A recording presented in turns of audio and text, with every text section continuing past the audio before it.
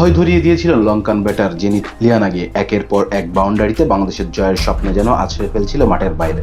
তাকে ফিরিয়ে মুস্তাফিজুর রহমান আশার আলো দেখান, তা বাস্তবায়ন করেন তানজিম সাকিব। শেষ ব্যাটার দুশ্মন চামিরার স্টাম্প উড়িয়ে ফেলে বাংলাদেশকে এনে দেন দুর্দান্ত এক জয়। কলম্বো প্রমদাস স্টেডিয়ামে গতকাল 3 ম্যাচের ওয়ানডে সিরিজের দ্বিতীয়টিতে শ্রীলঙ্কার বিপক্ষে বাংলাদেশ জিতেছে 16 রানে। সিরিজ এখন 1-1 সমতায়। টস জিতে আগে ব্যাট করে 45 ওভার 5 বলে 10 উইকেট হারিয়ে 248 রান তোলে বাংলাদেশ। জবাবে 48 ওভার 5 বলে শ্রীলঙ্কা অল আউট হয় 232 রানে।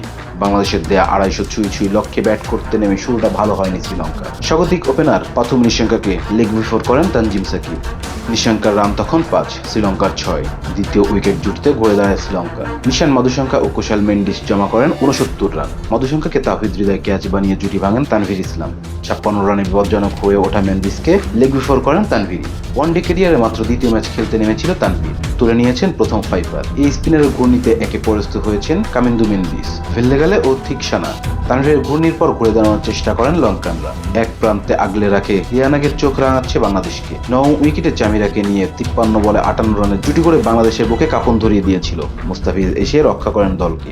সোলো ডেলিভারিতে বিভ্রান্ত হয়ে তার হাতে ফিরতি ক্যাচ তুলে দেন লিয়ানাগে, সঙ্গে ম্যাচটাও। ম্যাচে মুস্তাফিজের একমাত্র উইকেট। পরিস্থিতি বিবেচনায় সবচেয়ে গুরুত্বপূর্ণ উইকেটটি নিয়েছেন তিনি। আউট হওয়ার আগে 85 বলে 60টি 4 ও 2টি ছক্কায় 78 রান করেন লিয়ানাগে। বাংলাদেশের পক্ষে 39 রানে তানভীর 5 উইকেট শিকার করেন। তানজিম সাকিব নেন 2টি উইকেট। মুস্তাফিজ, মিরাজ, শামীম হোসেন পান 1টি করে উইকেট। এর আগে ব্যাটিংয়ে বাংলাদেশের ওপেনার তানজিদ হাসান তামিম অবশ্য টিকতে পারেননি বেশিক্ষণ। 7 রান করে ফার্নান্দোর বলে উইকেটের পেছনে ক্যাচ দেন কুশাল মেন্ডিসের হাতে। 10 রানে প্রথম উইকেট হারালো নিজেদের সামলে নেয় বাংলাদেশ। পাওয়ার প্লেতে আগ্রাসী ব্যাটিংয়ে লঙ্কানদের চেপে ধরার চেষ্টা করেন নাজমুল হোসেন শান্ত ও পারভেজ ইমন। দ্বিতীয় উইকেটে 54 বলে 63 রানের জুটি করেন তারা। 19 বলে 14 রান করে চাথির আসালাঙ্কার বলে মাহিশ থিকসানাকে ক্যাচ দেন শান্ত।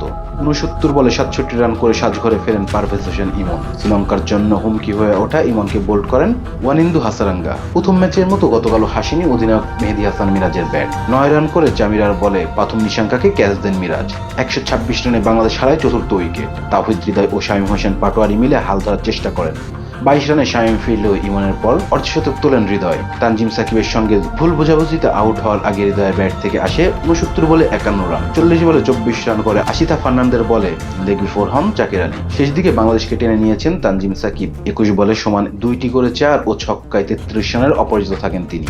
শ্রীলঙ্কার বিপক্ষে ফার্নান্দো 4টি ও হাসারাঙ্গা নেন 3টি wicket. Rezan Islam, B Sports. Please subscribe our channel to get more information about Cricket World.